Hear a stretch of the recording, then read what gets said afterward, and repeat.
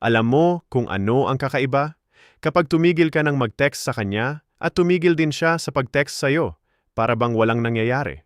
Para bang ang katahimikan ay nangangahulugang tapos na. Pero eto ang totoo, hindi natatapos ang laro kapag tumigil ang komunikasyon. Babaligtad ito. Dahil ang katahimikan ay hindi kawalan ng emosyon. Ito ang yugto kung saan lumalabas ang tunay na emosyon.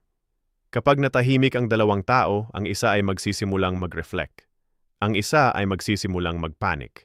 At ang isang nananatiling kalmado sa katahimikang iyon, siya ang may hawak ng kapangyarihan. Kaya manatili ka sa akin. Sa dulo ng video na ito, maiintindihan mo kung bakit mas malakas ang katahimikan kaysa sa anumang mensahe na maaari mong ipadala. Ang ingay ng modernong relasyon. Ang mga relasyon ngayon ay binuo sa ingay. Constant pings, stories, updates, validation loops. Lahat tayo ay adik na makita at pansinin. Pero ang katahimikan, sinisira nito ang ilusyong iyon. Gumagawa ito ng void kung saan dating naroon ang atensyon. At ang void na iyon, pinipilit nitong lumutang ang katotohanan. Kapag pareho kayong tumigil sa pakikipag-ugnayan, ang katahimikan ay nagiging salamin. At ang makikita mo sa salamin na iyon, hindi tungkol sa kanya. Tungkol ito sa'yo. Ang Stoicism.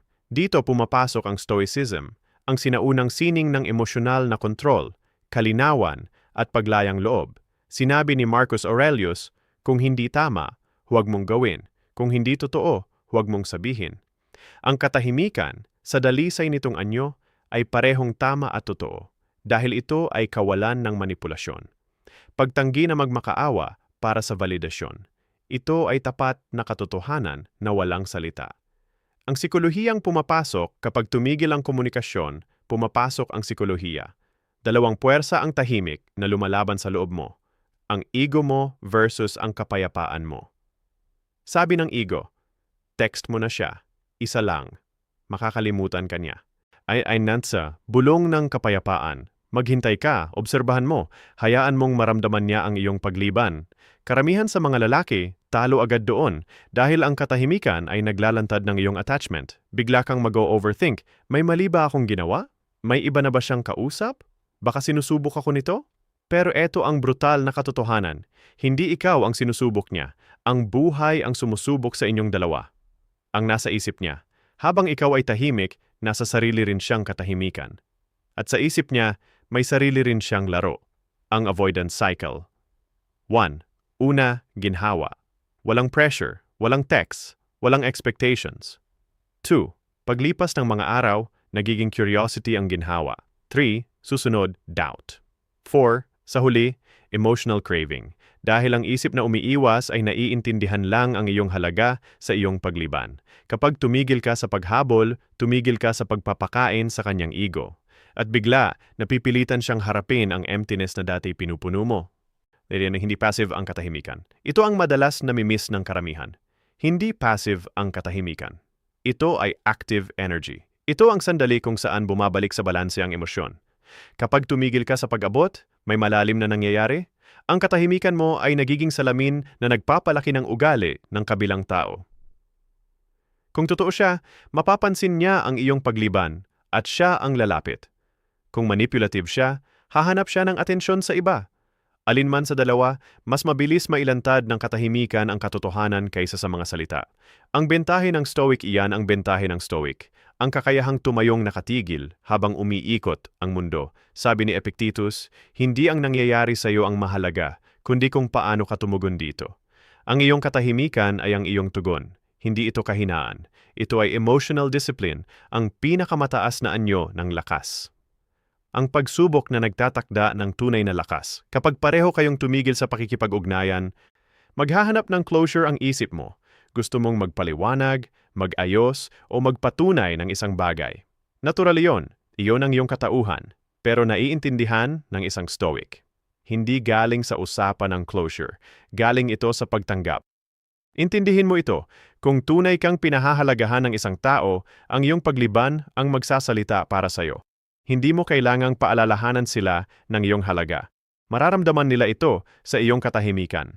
Hindi parusa ang katahimikan, ito ay preserbasyon. Ang aral ay simple. Hindi mo sila binabalewala para manipulahin.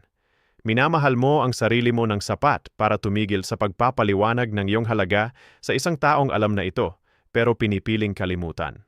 At doon bumabalik ang iyong kapangyarihan.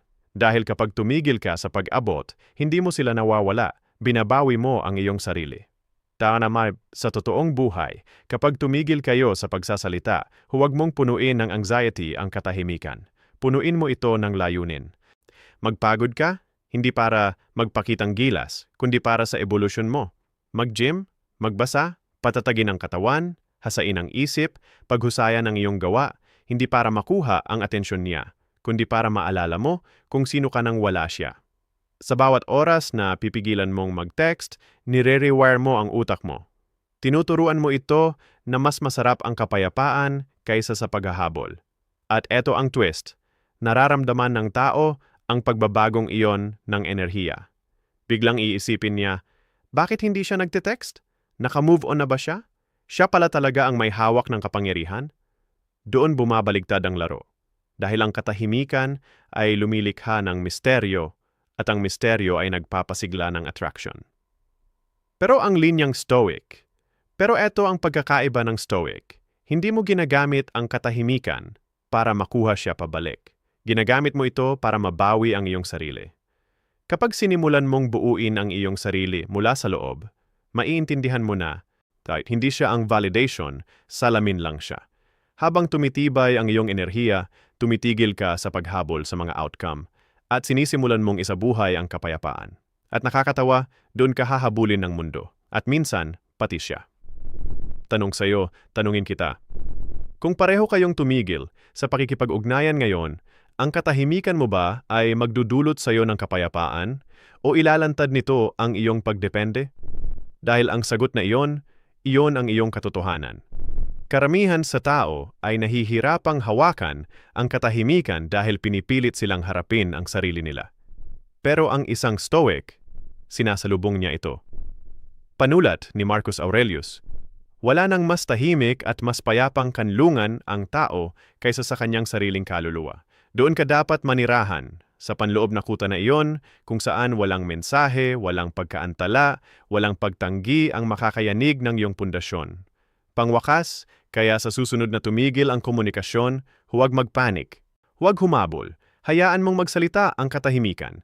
Dahil ang katahimikan ay hindi nagtatapos ng mga kwento, inilalantad nito ang mga ito. At sa katahimikang iyon, tandaan mo, hindi ka nawawala ng kontrol. Pinagkadalubhasaan mo ito. Kung tumama ang mensaheng ito sa iyong isip at sa iyong kaluluwa, huminga ka ng malalim at tandaan, hindi katapusan ang katahimikan. Ito ang simula ng iyong pagbabago.